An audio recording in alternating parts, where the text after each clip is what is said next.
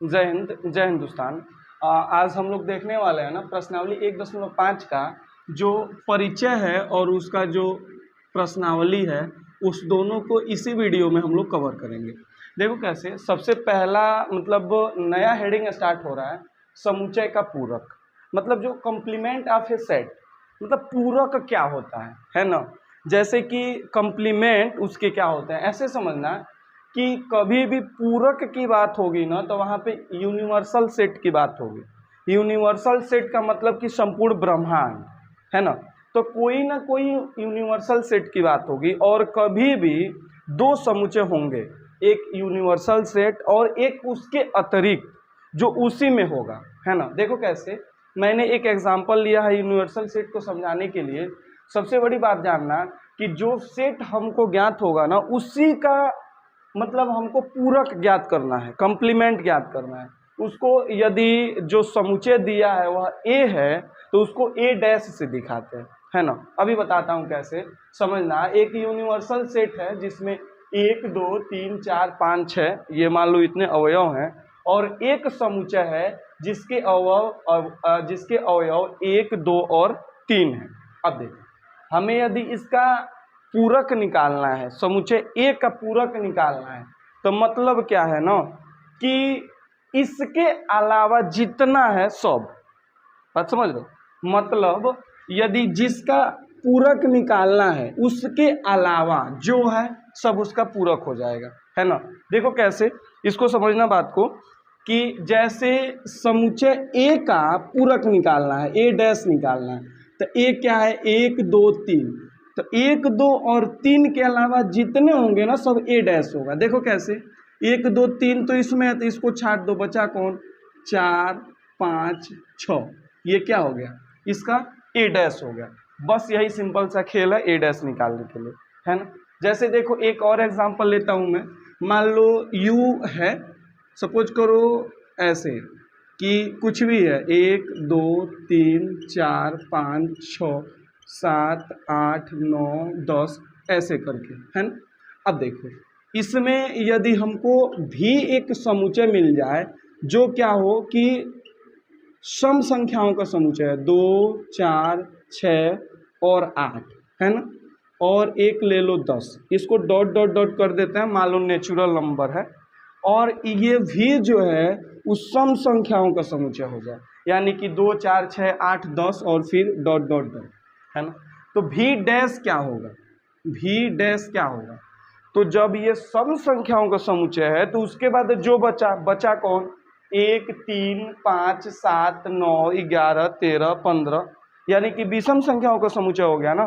तो इसको क्या लिख देंगे 1 3 5 7 9, ये डॉट डॉट डॉट तक। अब देखो ये तो है रोस्टर रूप में, कभी कभी हमको समुच्चय निर्माण रूप में देगा। कैसे, इसको लिखेगा v equal to X such that X सम संख्याओं का समुच्चय है, सम संख्याओं का समुच्चय है ना, समुच्चय है। या ऐसे भी लिख दा x बिलोंग्स टू n, यहाँ लिख सकता है x such that x belong to n। अब n की x की प्रकृति बताएगी, x सम संख्याओं का समुच्चय है। समझ रहे हो ना बात को। तो जब भी ऐसे देगा तो भी डैश निकालने के लिए सबसे पहले हमें इसे समुच्चय निर्माण रूप में जो दिया है उसको रोस्टर रूप में बदलेंगे, जैसे ऐसे बदले हैं, और तब देखेंगे क्या है। और नहीं तो नहीं बदलना है तो देख रहे हैं कि सम संख्याओं का समुच्चय है, तो बचेगा कौन, विषम संख्याओं का समुच्चय है ना। तो लिख देंगे भी डैश, यहाँ पे मझोला ब्रैकेट यूज कर लेना, भी dash x such that x लिख लेना बिलोंग्स टू n, और x की प्रकृति क्या है, x विषम संख्याओं का समुच्चय है, विषम संख्याओं का समुच्चय है, जैसे यहाँ हुआ, है ना। तो ये दोनों मेथड में लिखे जाते हैं, है ना। मुझे जहाँ तक पता है क्लियर हुआ होगा। अब देखो बड़ी बात यही है कि जो दिया है उसके अलावा जितना बचा सब क्या हो गया हमारा, बी डैश हो, मतलब ए डैश हो गया, उस समुच्चय का डैश हो गया, है ना। एक चीज़ और मैं इसको थोड़ा सा चित्र से समझाता हूँ, जैसे वेन डायग्राम से। देखो मैं बताया था कि ये ब्रैकेट जो होता है वह यूनिवर्स होता है, मतलब पूरा ब्रह्मांड होता है।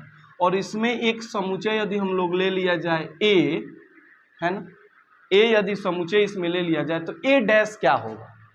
तो ए डैश का मतलब है कि ए न हो। तो ए न हो तो ए यही न है, तो जब ए न हो तो क्या हो जाएगा? इसके बाहर वाले पूरे हो जाएंगे। ए नहीं लेना है, तो ये जितना मैं रंग रहा हूं ये क्या हो जाएगा?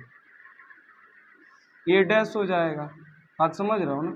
बस यही है इसमें कि ए डैश का मतलब कि ए नहीं हो उसमें। तो ए नहीं है तो रंगा हुआ भाग क्या हो गया हमारा? ए डैश हो गया, ये हो गया ए डैश, है ना। तो मतलब कि ए नहीं होना चाहिए। ठीक, अब देखो कुछ क्वेश्चंस के ना मतलब यूनियन के साथ डैश निकालना पड़ता है। बात को समझो, इसी के साथ मैं एक एग्जांपल लेता हूँ, समझना कि एक ये है और दूसरा मान लो हम लोग बी ले लेते हैं समुच्चय, जो हो जाता है 3 और 4। मान लो ये हो गया। हमसे पूछ लिया कि ए यूनियन बी डैश निकालिए, क्या होगा? ए यूनियन बी डैश क्या होगा? तो जानते हो सबसे पहले मतलब कि हम कुछ काम दें, चाहे कहें कि इसके अलावा करना है, तो पता तो होना चाहिए ना किसके अलावा करना है। तो ए यूनियन बी हमें प्राप्त होना चाहिए, तभी तो जाके निकालेंगे ना। तो सबसे पहले ए यूनियन बी निकालो। क्या होगा ए यूनियन बी? यानी कि मिक्स करो। तो 1 2 3, 1 2 3। अब देखो 3 है तो क्या लिखेंगे? 4। तो अब बात को समझो कि ए यूनियन बी डैश के लिए इसके अलावा सब चाहिए। तो इसके अलावा क्या बचा? 1 2 3 4 तो हो गया, तो 5 6 ही ना बचा। तो क्या करेंगे? लिखेंगे ए यूनियन बी डैश का मतलब कि 5 और 6। समझ गए बात को? हाँ हाँ हाँ। अरे बात ही है कि ये जो दोनों हैं इसी के अवयव हैं, ए और बी इसी के अवयव हैं, है ना। और जब डैश निकाला जाता है तो उसमें हमको कंफर्म बात है कि ये यूनिवर्स वाला चाहिए, है ना। देगा देगा यूनिवर्स चाहिए। तो जब ए और बी का यूनियन निकाले हैं तो हमें ए बी का यूनियन का ए यूनियन बी का डैश चाहिए ना। तो पहले ए यूनियन बी निकाल लिए। अब इसके अलावा जो बचा वो सब लिखना है। तो इसके अलावा इस यूनिवर्स वाले में क्या बचा है? 5 और 6 वही किए, है ना। बस ऐसे ही एग्जाम्पल दिए हुए हैं, ऐसे ही प्रश्न दिए हुए, बस यही है। अब देखो समुच्चय का जो पूरक है ना उसके कुछ गुणधर्म दिए हुए हैं, बस वही सॉल्व कर लेना, फिर बात खत्म हो जाएगी, कोई दिक्कत नहीं ना है। मतलब समझो एक बार और फिर से भाई पकड़ो। बिना यूनिवर्सल सेट का ना पूरक का कोई गणना ही नहीं है, पहली बात जानना। उसके बाद अब देखो जब हमें क्या बोलते हैं कि यूनियन निकालना है या इंटरसेक्शन निकालना है तो भाई दो समुच्चय चाहिए ना। तो इसके साथ इसका तो यूनियन निकाल लेंगे नहीं, हमको ए यूनियन बी पूछा है तो ए यूनियन बी निकाल लिए। हमसे डैश पूछा था ना, तो डैश का मतलब कि ए यूनियन बी नहीं होना चाहिए। तो ए यूनियन बी के अतिरिक्त क्या है? तो ये यूनिवर्सल सेट में देखेंगे, इसमें नहीं देखेंगे। यूनिवर्सल हाँ 3 गो देगा, 4 गो देगा, 5 गो देगा, 6 गो देगा, जो गो देगा, हाँ लेकिन देखेंगे इसी में से, सार्वत्रिक समुच्चय में से, है ना। कुल 6 गुणधर्म दिए हुए हैं। कैसे है 6 गुणधर्म? जैसे ए यूनियन ए डैश अब बराबर होता है यू। ऐसा क्यों? मान लो एक तो यूनिवर्सल सेट चाहिए हमें। अब यूनिवर्सल सेट में एक ए प्राप्त है और ए का एक डैश ले ले, मतलब एक ए है और एक ए नहीं है, और जब दोनों को मिलाए तो यूनिवर्सल सेट ही ना होगा। मतलब कि ए है उसमें और एक में ए नहीं है, तो दोनों मिला लिए ना। जैसे समझो नेचुरल नंबर का समुच्चय ले लें हम लोग, और उसमें ए जो है यदि विषम संख्याओं का समुच्चय है तो ए डैश क्या होगा? सम संख्याओं का समुच्चय होगा। और जब सम और विषम दोनों मिला दें सभी संख्याओं को तभी ना जाके नेचुरल नंबर होते हैं। तो ये हो गया यूनिवर्सल सेट। अब देखो ए इंटरसेक्शन ए डैश, यानी कि ए और ए डैश में जो कॉमन है वह क्या है, 5 है, तो बात सही है। अब नेचुरल नंबर के मान लो सम संख्याओं के समुच्चय में और विषम संख्याओं के समुच्चय में कुछ कॉमन होगा क्या, कुछ भी कॉमन नहीं होगा, तो 5 हो जाएगा। अब देखो ये जो दो नियम है ना, इसको डी मार्गन का नियम बोलते हैं। कौन सा नियम, डी मार्गन का नियम बोलते हैं इसको। एक गणितज्ञ थे डी मार्गन, उन्होंने इसे बताया हुआ था। डी मार्गन का नियम देखो, जैसे ए यूनियन बी का डैश निकाल ले, अभी निकाले थे ए यूनियन बी का डैश निकाल के दिखाए थे, यानी कि ए यूनियन बी उसमें न हो, अब बराबर क्या करें, ए डैश इंटरसेक्शन बी डैश, ये दोनों आपस में बराबर होते हैं। अभी मैं सिद्ध करके आपको दिखा भी सकता हूँ। दूसरा देख लो, और क्या है, ए इंटरसेक्शन बी का डैश, मतलब ए इंटरसेक्शन बी का डैश निकालें बराबर होगा ए डैश यूनियन बी डैश।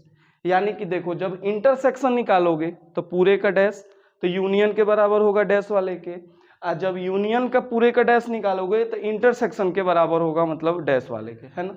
अब देखो एक ए डैश का फिर डैश, मतलब कि ए का ए नहीं है और फिर उसका भी ऊ नहीं, तो फिर ए ही ना हुआ, तो ए डैश का ए डैश तो क्या हो गया, ए होता है। और एक देख लो यू डैश, यू डैश का मतलब कि यू है ही नहीं, तो जब यू है ही नहीं तो कुछ कहाँ बचेगा, सब तो यू में ही है ना, तो यू कुछ नहीं है तो फिर क्या हो गया, 5 हो गया। अब देखो इसमें एक को मैं प्रूफ करके दिखा रहा हूं कैसे, सपोज करो इसको मैं इसको बता रहा हूं, देखो तीसरा नियम है, लेकिन बेन आरेख के द्वारा इसे दर्शाया जा सकता है, आसान होता है। देखो कैसे, नहीं तो एग्जाम्पल लेके बताना पड़ेगा, है ना। तो एग्जाम्पल लेके भी अभी जो हम लोग ना एग्जाम्पल पढ़ेंगे लगभग 22 एग्जाम्पल है, या इसी एग्जाम्पल में ना मतलब इसको सिद्ध भी किया गया है। तो एग्जाम्पल लेके बनाएंगे, मैं चित्र के द्वारा देखो समझा रहा हूँ। पहले तो ए डैश निकालते हैं, क्या है ए डैश, क्या होगा, तो ये एक चित्र है, इसमें हमारा एक समुच्चय है ए, तो ए समुच्चय का ए डैश क्या हो जाएगा, बस पहले इसको ले लो ना, इसको, तो सपोज करो कि है ना एक समुच्चय है ए, एक समुच्चय है बी। अब देखो पहले तो ए यूनियन बी निकालना पड़ेगा, तो ए यूनियन बी क्या होगा, ए यूनियन बी का मतलब दोनों का मिक्सअप, तो दोनों का मिक्सअप क्या होगा, तो ये हो जाएंगे ना, ठीक है। अब देखो इसमें हमें ए यूनियन बी का डैश चाहिए, तो इसका मतलब हुआ कि ए यूनियन बी के अलावा जो है सब, तो ए यूनियन बी के अलावा क्या बचा है, ये है ए, यह है बी, यह है ए, यह है बी, तो ए यूनियन बी में तो ये ले लिए, तो बचा कौन है ना, बाहर वाला,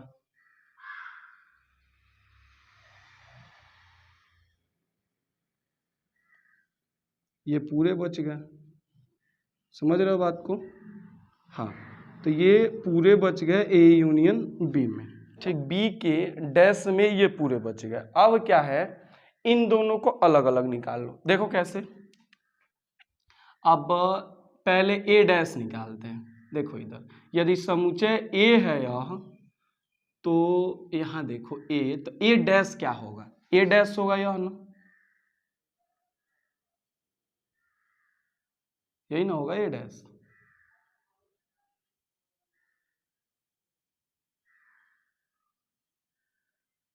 हाँ ये हो गया ए डैश।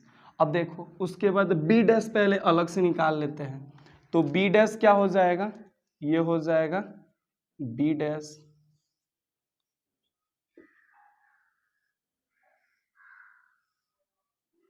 ये है अपना कुल मिला के बी डैश, ठीक है। अब देखो हमें क्या करना है कि A dash intersection B dash, intersection का मतलब कि जो दोनों में कॉमन हो, दोनों में कॉमन क्या है, तो देखो दोनों के अंदर वाले खाली हैं, है ना, तो उसको तो लेना ही नहीं है, रिक्त हैं, ये बाहर वाले दोनों के कॉमन है ना।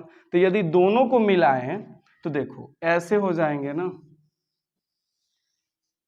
ये हो गया, ये बी हो गया, है ना। ये हम लोग निकाल रहे हैं ए डैश इंटरसेक्शन बी डैश। तो बाहर वाले ही ना पार्ट्स केवल कॉमन है दोनों में, अंदर वाले तो कोई कॉमन ही नहीं है। हाँ, तो जब कॉमन नहीं है तो ये ऐसे हो जाएगा। अब देखोगे कि जो ए यूनियन बी का डैश है और वही ना है ए डैश इंटरसेक्शन बी डैश, तो यही ना हम लोग प्रूफ किए। यानी कि देखो ये और ये दोनों आपस में बराबर होते। सेम उसी तरह आप पहले इसका निकाल के, अब देखो पहले क्या किया है हम लोग, ए यूनियन बी निकाले हैं तब ना उसका डैश निकाले हैं। यानी कि ए यूनियन बी के अलावा तो क्या बचा, ये पूरा बाहर का बचा जो यूनिवर्सल में है सेट में। और इसमें देखो ए डैश निकाले, ए डैश का मतलब कि ए के अतिरिक्त, है ना। ए हमारा क्या होता, यदि ए निकालते तो हमारा ए यह होता ना अंदर का, और यदि बी निकालते तो बी हमारा क्या होता, ये होता ना अंदर का।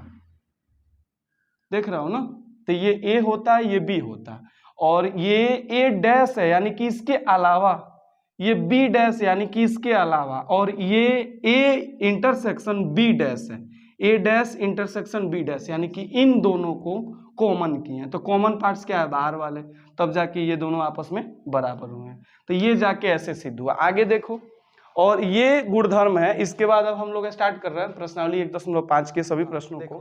अब हम लोग स्टार्ट कर रहे हैं ना प्रश्नावली 1.5। इसका पहला प्रश्न है, बड़ा आसान में से है लेकिन आसान भी है। कैसे, मान लीजिए u 1 2 3 4 5 6 7 8 9, a बराबर 1 2 3 4, b बराबर 2 4 6 8 और c बराबर 3 4 5 6, है ना। तो निम्नलिखित ज्ञात कीजिए। क्या क्या ज्ञात करना है, मैंने अभी तक 3 ही पार्ट्स इसके लिखे हैं, कुल मिला के 6 पार्ट्स दिए हुए। देखो पहला क्या है, पहला है कि ए डैश क्या होगा। तो देखो ए डैश का मतलब हुआ ना, मैं पहले ही भी बताया हूं कि यूनिवर्सल सेट में से देखेंगे। अब ए डैश का मतलब कि जो ए नहीं है, ए का पूरक, है ना। तो ए का पूरक क्या हो जाएगा, तो 1 2 3 4 ए में है, तो इसके अतिरिक्त जो है ना वह सब ए डैश हो जाएंगे। तो 4 तक ए में है, तो 4 के बाद 5 6 7 8 9, ये क्या हो गया, ए डैश हो गया, है ना। अब देखो बी डैश, सेम उसी तरह जो बी में नहीं है वह बी डैश है। तो 2 4 6 8 बी में है, तो बी में क्या नहीं है, 1, और देखो 3 5 7 और 9, ये क्या है, बी में नहीं है। तो ये क्या हो गया हमारा, बी डैश हो गया, है ना, बहुत आसान सा। अब देखो ए यूनियन सी का डैश, तो इसके लिए ना सबसे पहले हमें ए यूनियन सी निकालना पड़ेगा, तब उसका डैश यानी कि जो उसमें नहीं है। तो देखो इधर सबसे पहले निकालते हैं ए यूनियन सी बराबर, ए यूनियन सी का मतलब कि ए और सी को मिक्स कर दो, मिला दो। तो 1 2 3 4, पहले ए वाले को लिखते हैं, 1 2 3 4। अब देखो ए वाले में और सी वाले में कॉमन क्या है, तो देखो यहाँ 3 है, यहाँ भी 3 है, यहाँ 4 है, यहाँ भी 4 है, और कुछ कॉमन नहीं ना है। तो देखो 5 और 6 क्या हो जाएंगे, इसके अंदर हो जाएंगे, है ना। तो देखो हमें निकालना है ए यूनियन सी का डैश। तो एक बात बताओ कि अब इसके अलावा हमारे यूनिवर्सल सेट में 1 2 3 4 5 6 के अलावा जितने होंगे वह क्या हो जाएंगे, ए यूनियन सी का डैश हो जाएगा। तो ए यूनियन सी का डैश बराबर 7 8 9, क्या हो गया, 7 8 9, बस हो गया, सिंपल सा खेल है इसमें, है ना। अब ना चौथा नंबर प्रश्न है, क्या है, ए यूनियन बी का डैश निकालना है। तो पहले हमको ए यूनियन बी चाहिए ना, तो देखो ए यूनियन बी निकालें यानी कि ए और बी को मिक्स करें। तो पहले तो 1 2 3 4 लिख लेते हैं, जो ए वाले अवयव हैं 1 2 3 4। अब देखो बचा क्या है, तो देखो 2 कॉमन है, 4 कॉमन है, देख रहे हो 2 और 4 कॉमन है, 6 और 8 बचे हैं, तो क्या लिख देते हैं 6 और 8, हो गया ना। तो हमें ए यूनियन बी का डैश मतलब इसके अतिरिक्त, तो 1 2 3 4, अब हमारे इस यूनिवर्सल सेट में एक 5 बचा है, तो 5, 6 ले लिए हैं तो 7 बचा, 8 ले लिए हैं तो 9 बचा, है ना आसान।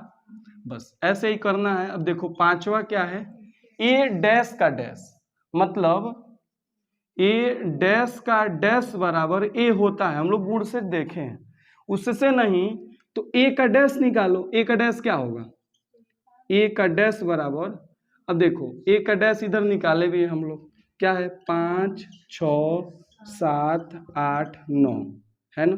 और देखो ए डैश का डैश क्या हो जाएगा, तो फिर इसके अतिरिक्त ए डैश का डैश यानी कि जो इसमें नहीं है, तो क्या हो जाएगा 1 2 3 4, बस हो गया।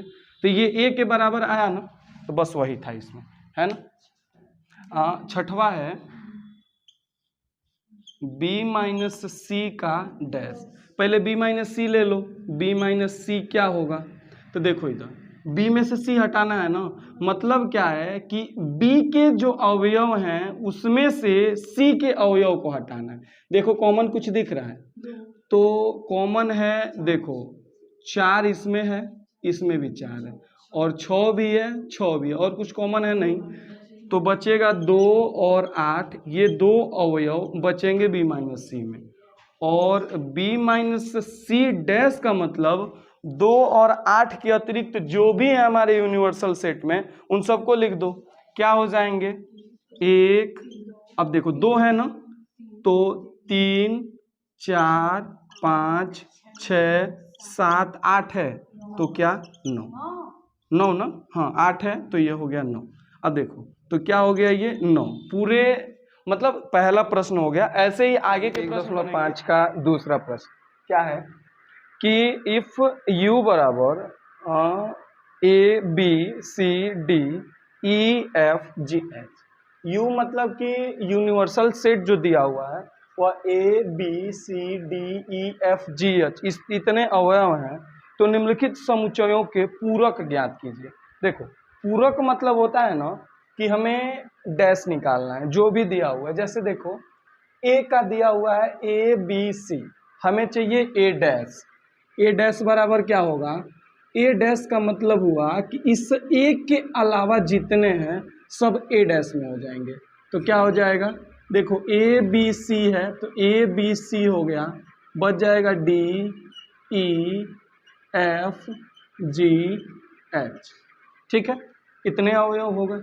उसके बाद देखो फिर बी डैश निकालना है, तो बी का प्राप्त हमें, तो बी डैश क्या हो जाएगा, अब देखो डी ई एफ जी दिया हुआ, बी डैश निकालना है, अब इसमें डी ई एफ जी है, तो हमारा डी ई एफ जी है, इधर से बचेगा क्या ए बी सी, और देखो डी ई एफ जी है, बचेगा क्या एच, बस।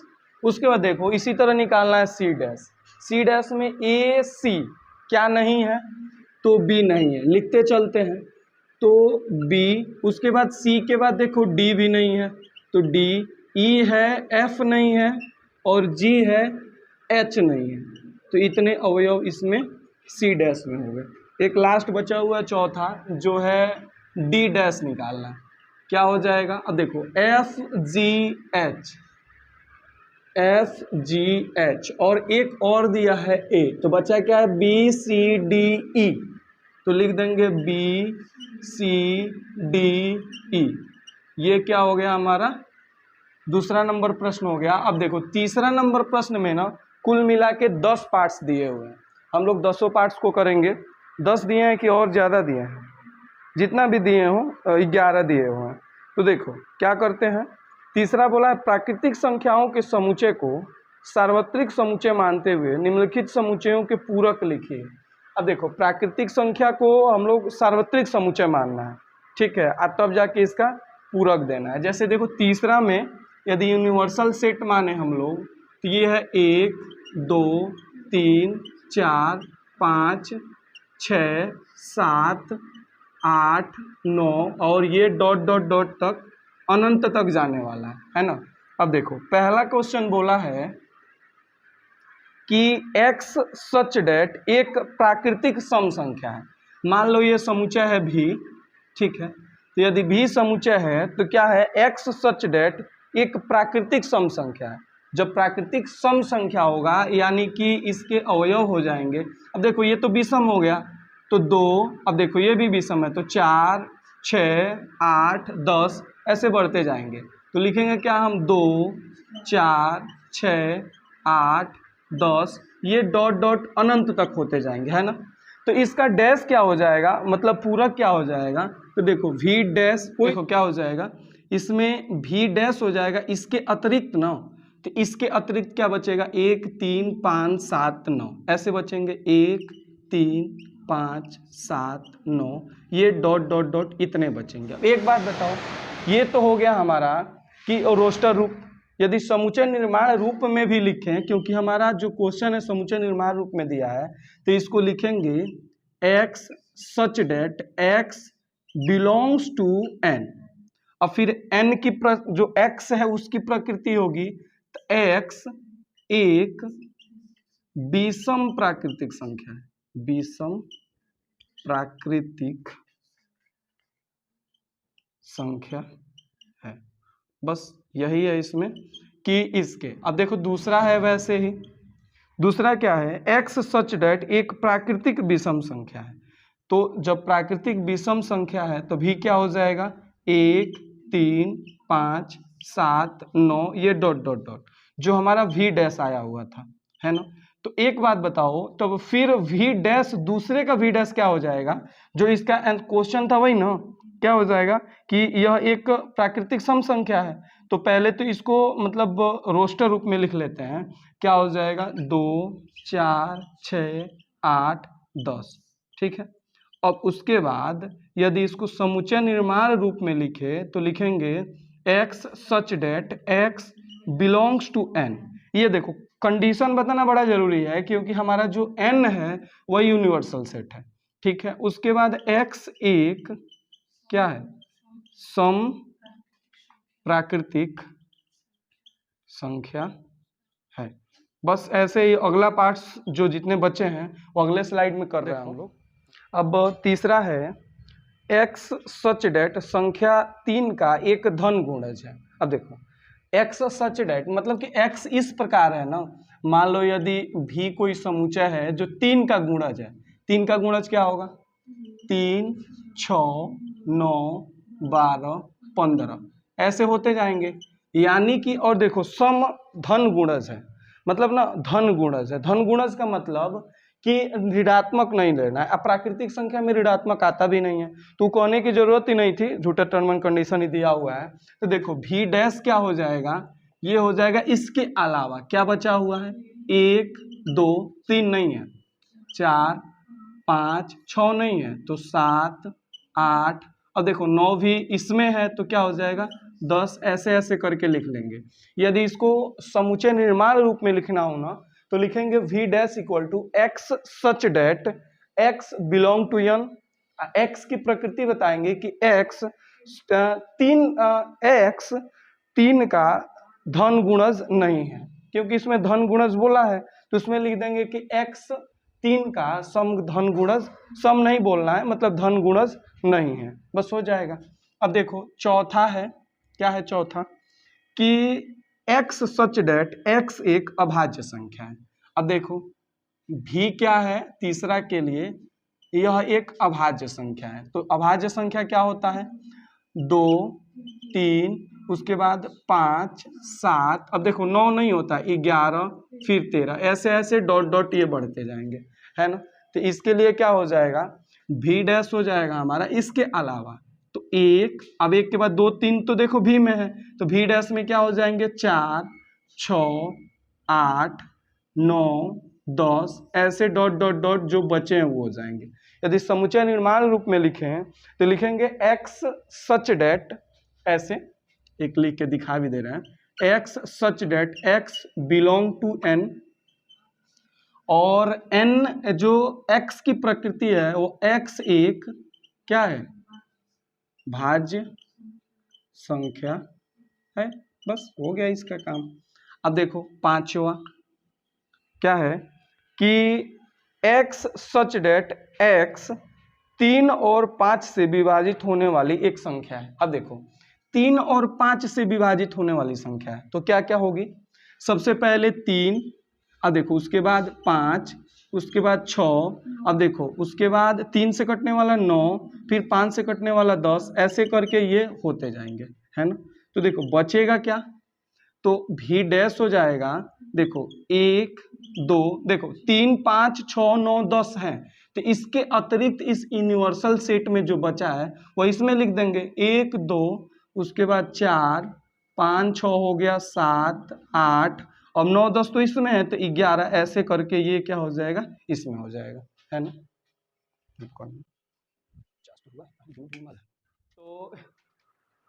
तो कुछ टेक्निकल प्रॉब्लम की वजह से मतलब पांचवा तक ही रोकना पड़ा मुझे।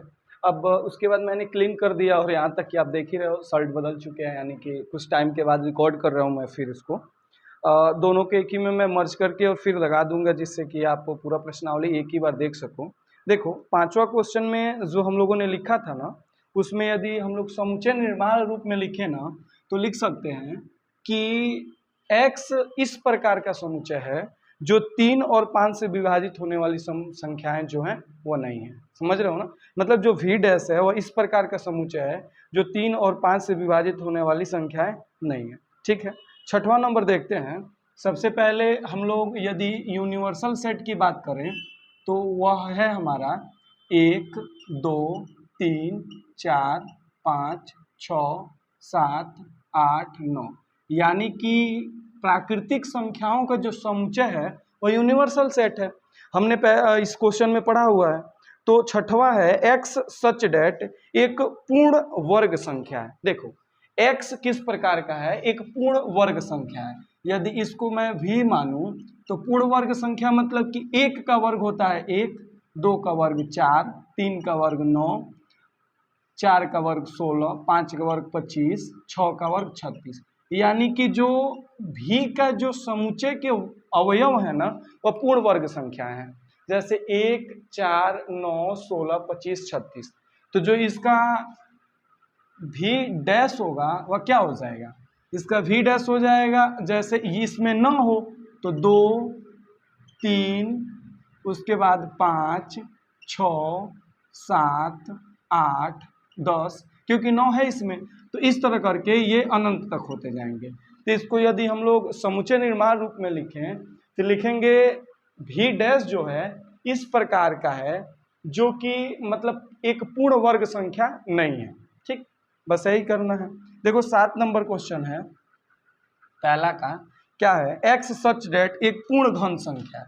देखो जब एक पूर्ण घन संख्या होगा तो क्या होगा, मतलब कि जैसे भी मान लेते हैं जो समुच्चय उसके अवयव हैं, 1 का क्यूब 1 होगा, 2 का क्यूब 8 होगा, 3 का क्यूब 27 होगा, 4 का क्यूब 64 होगा, 5 का क्यूब 125 होगा, ऐसे करके ये बढ़ते जाएंगे, है ना। तो मतलब कि भी डैश हो जाएगा जो इसमें ना हो, जैसे 2 3 4 5 6 7 9, ये अनंत तक होते जाएंगे। इसको क्या लिखेंगे कि x such that x belongs to n, और x जो है वह क्या है, एक पूर्ण घन संख्या नहीं है ना। इसके बाद यदि 8 नंबर प्रश्न देखो तो देखो 8वां क्या है, 8 नंबर प्रश्न है कि x such that x plus 5 बराबर 8 है। जो x है ना वह क्या है, x प्लस 5 बराबर 8 है। तो मतलब कि इसको सॉल्व करेंगे तो x बराबर 8 माइनस 5, यानी कि x बराबर 3 हो जाएगा। तो एक भी समुच्चय है जिसमें जो हमारे अवयव है ना वह क्या है, x बराबर 3 है, यानी कि भी का जो समुच्चय के अवयव हैं वह केवल 3 है। तो और क्या हो जाएंगे कि इसमें के जो बचे भी डैश जो इसका पूरक हो गया वह 3 के अलावा और सब, यानी कि 1 2 4 5 6 7 8 ये अनंत तक होते जाएंगे, है ना। इसको समुच्चय निर्माण रूप में लिखेंगे तो या तो लिख लेंगे कि x such that x belongs to n और x जो है वह 3 नहीं है ना। या लिख लेंगे कि x such that x belong to n एंड x प्लस 5 इक्वल टू 8 नहीं है। बस ऐसे कर लेंगे। 9 नंबर प्रश्न आप देख लो क्या है। 9 नंबर कि x such date 2x plus 5 बराबर 9। जो 2x प्लस 5 है वह 9 के बराबर है ना। तो क्या हो जाएगा कि 2x बराबर देखो 9 5 इधर जाएगा तो माइनस हो जाएगा। तो 2x बराबर 9 में से 5 गया 4 तो x बराबर हो जाएगा 4/2 यानी कि 2। x का जो मान हो गया वह 2 हो गया यानी कि समुच्चय v के जो अवयव होंगे वह केवल 2 ही होगा।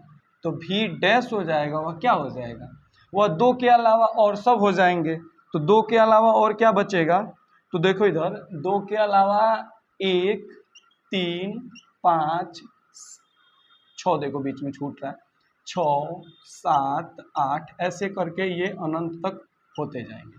इसको समुच्चय निर्माण रूप में लिखें तो लिखेंगे x such that x belongs to n और x जो है वह 2 नहीं है। बस आगे देखो लास्ट 10 नंबर प्रश्न है। क्या है कि लास्ट नहीं है, सेकेंड लास्ट है। x या तो बड़ा है या बराबर है 7 से। x जो है ना 7 से बड़ा है या बराबर है। तो कैसे होगा, यदि भी समुच्चय लें तो 7 से बड़ा है ना x या बराबर है तो 7 है 8 है 9 है 10 है 11 यानी कि ये पूरे यहाँ तक है। तो इसका भी डैश होगा वो 6 से 6 तक होगा यानी कि 7 से छोटा होगा। तो क्या हो जाएगा 1 2 3 4 5 6 बस।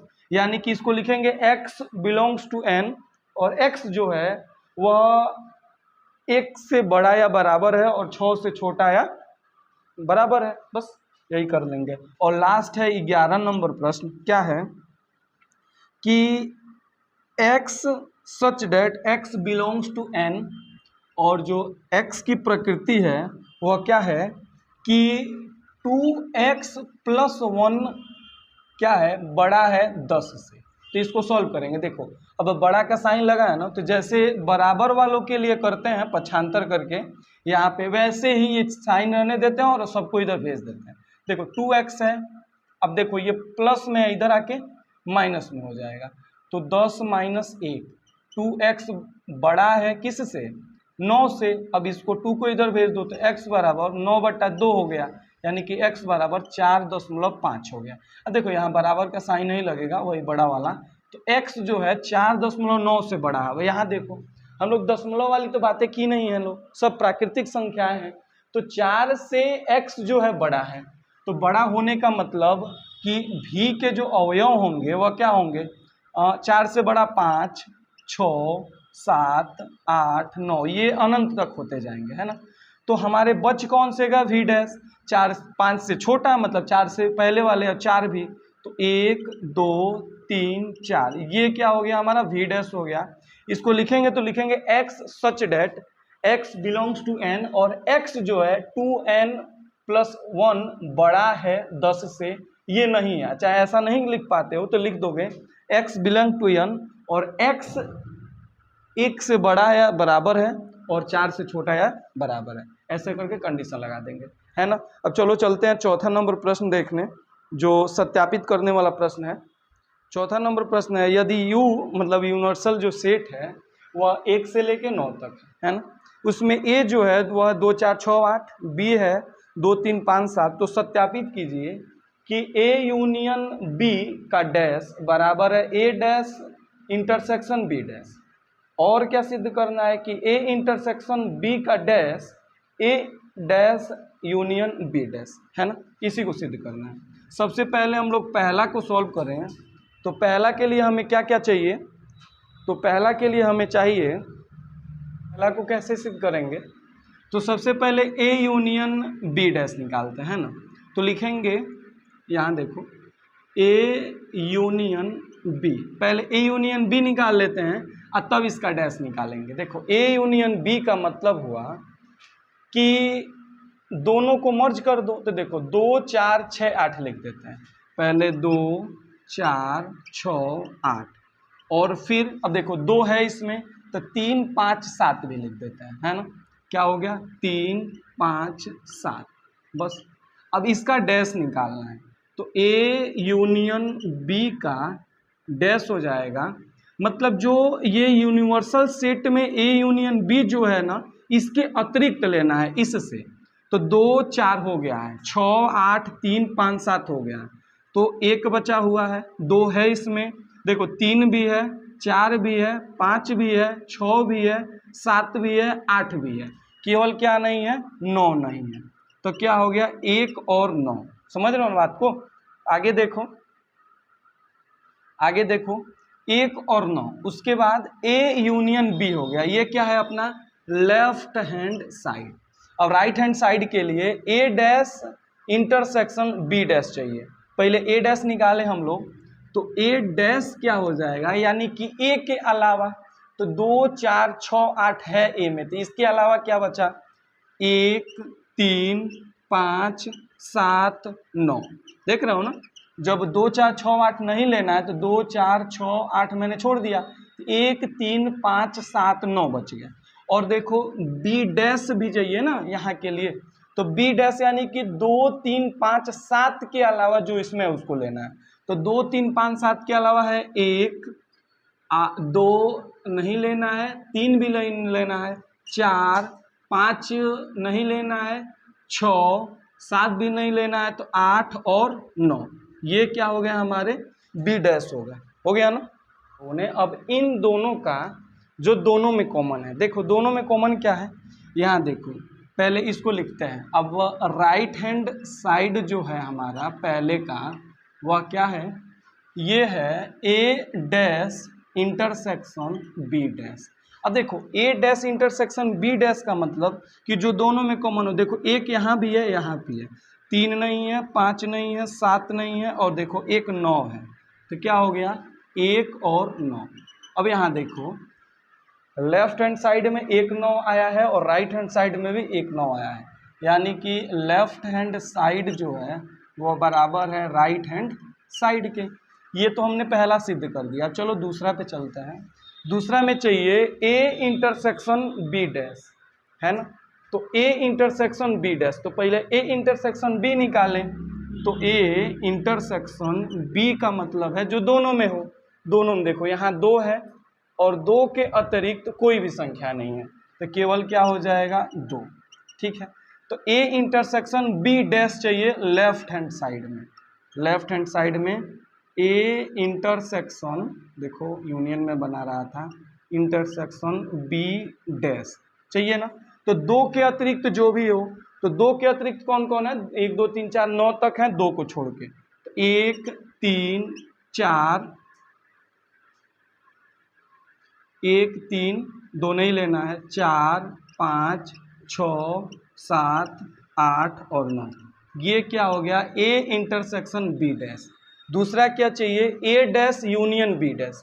अब ए डैश बी डैश हम लोगों ने निकाला है, बस इसका यूनियन करना है, तो क्या हो जाएगा, देखो बात को राइट हैंड साइड करेंगे, क्या हो जाएगा, देखो 1 है, अब देखो 1 के बाद 1 3 5 7 9 पहले लिख देते हैं, क्या लिखते हैं 1 3 5 7 9। अब देखो जो इसमें हो उसको नहीं लेना है ना, तो देखो एक बार ले लिए तो नहीं लिखेंगे, 4 6 8 और 9 ले लिए, तो 4 6 8, क्या 4 6 8। अब देखो बात को, हमें लेफ्ट हैंड साइड और राइट हैंड साइड दोनों बराबर लाने हैं, तो देखो मिला लो, देखो 1 इसमें है तो इसमें भी है, उसके बाद देखो 3 इसमें है तो इसमें भी है, 4 इसमें है तो यहाँ भी है, 5 इसमें है तो यहाँ भी है, उसके बाद 6 इसमें है तो यहाँ भी है, 7 यहाँ है तो 7 यहाँ है, और 8 यहाँ है तो 8 यहाँ है, और 9 यहाँ है तो 9 यहाँ है, कोई एक्स्ट्रा नहीं है और कोई कम नहीं है। तो क्या लिखेंगे लेफ्ट हैंड साइड बराबर राइट हैंड साइड, ये क्या हो गया हमारा इति सिद्धम, मतलब कि ये सिद्ध हो गया। है ना। अब देखते हैं अगला प्रश्न, 5 नंबर प्रश्न क्या है कि इसमें ना 5 नंबर प्रश्न में वेन डायग्राम बनाना है, मतलब वेन आरेख खींचना है, ठीक है ना। 4 आरेख खींचने हैं, मैं बता रहा हूँ इसको मिटा के। अब ना 5वां में वेन आरेख खींचना है। अब हम लोगों ने डी मार्गन का नियम भी पढ़ा है कि ये जो दोनों होते हैं एक दूसरे के बराबर होते हैं, और ये जो दोनों होते हैं ये दोनों एक दूसरे के बराबर होते हैं, है ना। इसे हमें सिद्ध भी करना है। देखो क्या हो जाएंगे। सबसे पहले हम लोग ए यूनियन बी डैश का खींच लेते हैं, फिर ए डैश इंटरसेक्शन बी डैश का खींच के दोनों को बराबर करके फिर इसको अगले स्लाइड में देखेंगे। देखो कैसे। सबसे पहले पहला का बनाते हैं हम लोग ए यूनियन बी डैश, है ना। तो पहले हम लोग ए यूनियन बी का बनाते हैं। इधर देखो, यदि हम लोग एक ए का केवल बनाएं तो ये हमारा ए है, और ये क्या हो जाएगा हमारा बी हो जाएगा, है ना। अब देखो इसको बनाएं तो ये ए का होगा आरेख, ठीक है। और देखो ये क्या हो जाएगा बी का होगा, ठीक। अब एक में बनाए ए यूनियन बी का, ये ए है ये बी है, ठीक है। यदि ए यूनियन बी का बनाए तो यह हो जाएगा, मतलब थोड़ा सा साफ सुथरा और बराबर बनाना आप, ठीक है। ये क्या हो जाएगा कि वर्ग बनाना है हमको, ठीक है। तो यह ए हो जाएगा और यह बी हो जाएगा, है ना। और यूनियन में क्या करते हैं कि दोनों को मिला देते हैं ना, देखो दोनों मिल गए, यानी कि ए यूनियन बी का मतलब कि ये हो जाएगा हमारा पूरा, ये हो गया हमारा ए यूनियन बी का, ठीक है। अब देखो इसके बाद ए यूनियन बी डैश निकालना, यानी कि इसके अतिरिक्त, तो ए यूनियन बी डैश हो जाएगा। इसके अतिरिक्त का मतलब हो गया कि इसे हमें नहीं लेने हैं, तो इसे जब नहीं लेने हैं तो ए यहाँ से, और यह तो ए यूनियन बी डैश है, तो ये यूनियन बी है ये पूरा, ये जो ब्रैकेट वाले हैं, मतलब ये जो शेड किया गया। इसके अतिरिक्त बचा क्या है, तो बच गया यह ना बाहर वाला, आप देख ही रहे हो, बाहर वाला बच गया है जो ए यूनियन बी नहीं है, तो इसी को ना पूरक बोलते हैं, जो ए यूनियन बी में नहीं है। तो देखो इसी को हम लोग क्या करेंगे, सेट करेंगे। समझ रहे हो ना बात को। देखो इधर से ये, और मैं बोला हूँ कि चित्र के माध्यम से आदमी सभी क्वेश्चनों का जवाब दे सकता है। और देखो ये डी मार्गन का नियम भी होता है कि यह इसके बराबर होता है, ठीक है। तो हम लोगों ने ए यूनियन बी डैश निकाल दिया, जो इन दोनों ब्रैकेटों को नहीं भरना है और जो बाहर वाले हैं उसको भर लेना। ये यूनिवर्सल सेट है, आप चाहो तो ऐसे लिख सकते हो। दूसरा देखो क्या है, दूसरा है ए डैश इंटरसेक्शन बी डैश, यानी कि पहले हमें ए डैश निकालना पड़ेगा। अब देखो ए तो हम लोगों ने निकाल लिया है ना, तो ए डैश निकालते हैं। देखो इधर पहले समझो मैं ए डैश ही आपको निकाल के दिखा दे रहा हूँ। पहले ए निकाल लो, थोड़ा छोटा बना देना है क्योंकि ऑलरेडी हम लोगों ने बना के रखा हुआ है ना, तो बार बार बनाने से कोई खास मतलब नहीं बनता है। लो एक ए और ये हो गया बी के लिए, ठीक है। यह ए हो गया, यह बी हो गया। चलो लो इसको जल्दी जल्दी मैं सेट कर दे रहा हूँ, और इसको भी। अब देखो यह बी है यह ए है। अब देखो ए डैश का मतलब हुआ कि ए नहीं, तो ए तो यहाँ रंगा गया, तो इसके बाहर वाला ने ए डैश होगा, तो ए डैश करेंगे, यानी कि हमें बाहर वाले ही केवल लेने हैं, है ना। और बी डैश में पहले एक वर्ग बना दे रहा हूँ, वर्ग बनाना भी एक बड़ा सा लोचा काम है, ये लो, हाँ। तो ये हो गया ए, तो ये हो गया बी। अब देखो बी डैश ए डैश का मतलब इसके बाहर वाले, तो बाहर वाले का मतलब इस बाहर वाले भाग को हमें रंग देने हैं, है ना।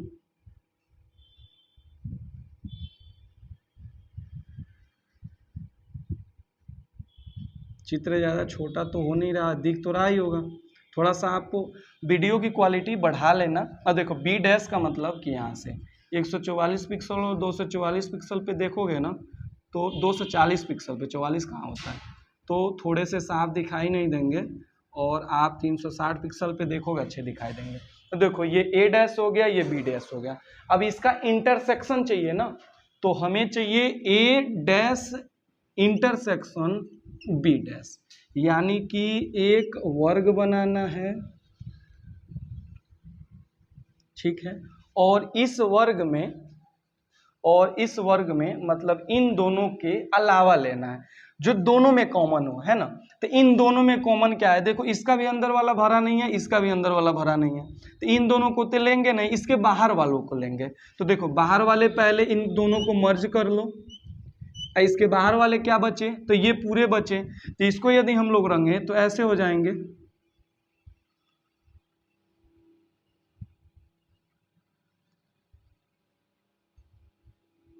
देख रहे हो ना।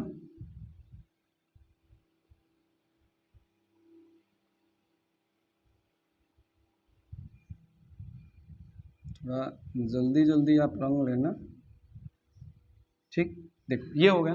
अब देखना जो ए यूनियन बी डैश है, वह ए डैश इंटरसेक्शन बी डैश के दोनों एक दूसरे के इक्वल है ना। तो यही होता है डिमार्गन नियम, जो ये जो दोनों हैं एक दूसरे के इक्वल होते हैं। समझ रहे हो ना बात को। तो इस तरह करके मतलब पहला और दूसरा हम लोगों ने एक पार्ट्स में बनाए। देखो मैं बीच में पार्टीशन टाइप का कर दे रहा हूँ जिससे आप समझ लोगे। सबसे पहले समझना कि ए और बी बनाना पड़ता है। देखो ए बी उसमें बनाए थे, और ए यूनियन बी इसमें बनाए, और ए डैश बी डैश इसमें बनाए, यानी कि जिस वस्तु की जरूरत है उसे हम लोग बनाएंगे, है ना। चलो अब फिर आगे बताते हैं कि कैसे बनाते हैं, ठीक। देखो तीसरा और चौथा पार्ट्स के लिए मैंने पूरे वर्ग को नहीं मिटाया हुआ है, क्योंकि हमें इन्हीं सबको बनाना है ना। तो देखो कैसे बनाते हैं, बात को समझो कि हमें तीसरा में ए इंटरसेक्शन बी डैश बनाना है। तो ए तो बनाना ही पड़ेगा, ए बनाए हुए हैं, और इसका इंटरसेक्शन करना है। तो इंटरसेक्शन का मतलब हुआ कि जो दोनों में कॉमन हो। तो देखो बात को समझना, ये थोड़ा सा समझने वाली बातें हैं। देखो ए इंटरसेक्शन बी का मतलब है कि जो दोनों में कॉमन हो। दोनों में कॉमन कौन है, यदि इन दोनों को हम लोग रंगें तो हम देख रहे हैं कि दोनों को एक पास से लेके जाएंगे, तो यही जो है, जैसे ए, यहाँ देखो ये ए है, यह बी है। अब ए का जो पार्ट्स है वह बी के साथ कहाँ मिला हुआ है, बस इतना ही जगह ना, बस इतना ही जगह ना, दोनों एक दूसरे से मिले हुए हैं। ए का और बी का पार्ट्स दोनों यहीं पे मिले हुए, इसी के बीच में, यहाँ पे देख रहा हूँ ना। इसके अलावा और कहीं मिले नहीं है, क्योंकि इस जगह पे ए अकेले है और इस जगह पे बी अकेले है ना। तो हमें दोनों के कॉमन पार्ट्स चाहिए, जो दोनों में हो। दोनों में कौन है, यही है। अब देखो इसको ए इंटरसेक्शन बी डैश चाहिए हमें, तो ए इंटरसेक्शन बी डैश निकालें तो क्या हो जाएगा, पहले वर्ग बनाते हैं, ठीक है। और देखो इसके बाद इसके अलावा देखो जो हम लोगों ने कॉमन पार्ट्स लिया है ना, उसके अलावा सभी लेना। अब देखो इसके अलावा सभी क्या है, तो हम देख रहे हैं कि इसके ये जो दोनों पार्ट्स हैं, इसके अलावा ये भी है, यह भी है, और इसके बाहर वाले भी हैं, है ना। तो क्या हो जाएंगे, इसको यदि हम लोग शेड करें तो ऐसे मैं लाइनिंग से शेड कर रहा हूँ, तो देखो ये पूरे ऐसे करके पूरे पार्ट्स जो हैं यहाँ से और यहाँ तक पूरे के पूरे ऐसे सेट हो जाएंगे, है ना, पूरा यहाँ आगे तक। देख रहा हूँ ना,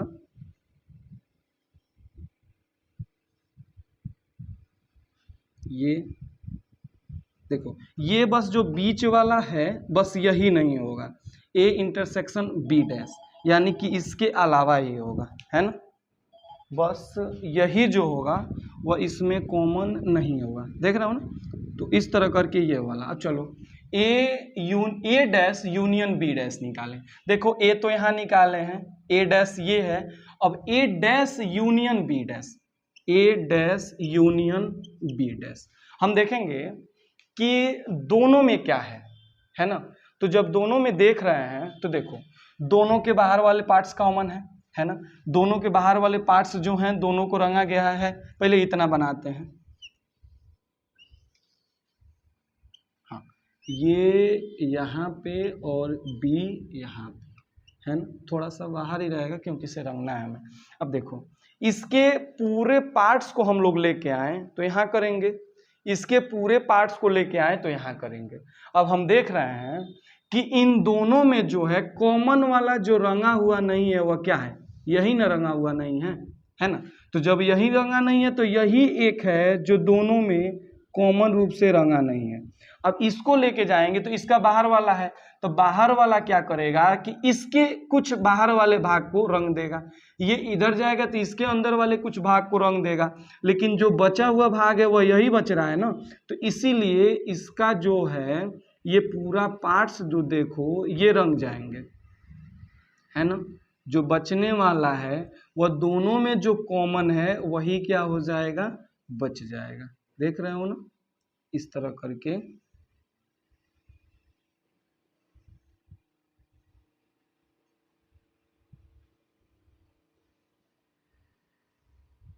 जो दोनों में है यही केवल, अब देखो यही जो पार्ट्स है ये जो दोनों यही रंगा हुआ नहीं है ना।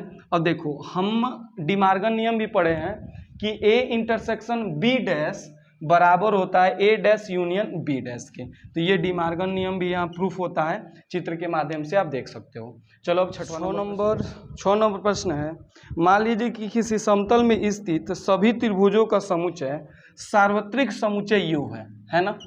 जो सभी त्रिभुज हैं वह सार्वत्रिक समुच्चय हैं यदि ए उन सभी त्रिभुजों का समुच्चय है जिनमें कम से कम एक कोण 60 डिग्री से भिन्न है, यानी कि एक कोण है जो 60 डिग्री से भिन्न है। जब 60 डिग्री से कम एक कोण भिन्न होगा यानी कि वो समबाहु त्रिभुज नहीं होगा, क्योंकि समबाहु त्रिभुज की तीनों कोण जो हैं 60 अंश के होते हैं, है ना। तो ए डैश क्या होगा, तो देखो इधर ए डैश का मतलब हुआ कि जिसके तीनों कोण 60 डिग्री हों। और तीनों कोण किसके 60 डिग्री होंगे, क्योंकि इसमें बोला है कम से कम एक कोण 60 डिग्री से भिन्न हो। जब 60 डिग्री से भिन्न हो जाएगा तो समबाहु त्रिभुज होगा नहीं, तो हम लिख देंगे कि ए डैश हो जाएगा ऐसा त्रिभुज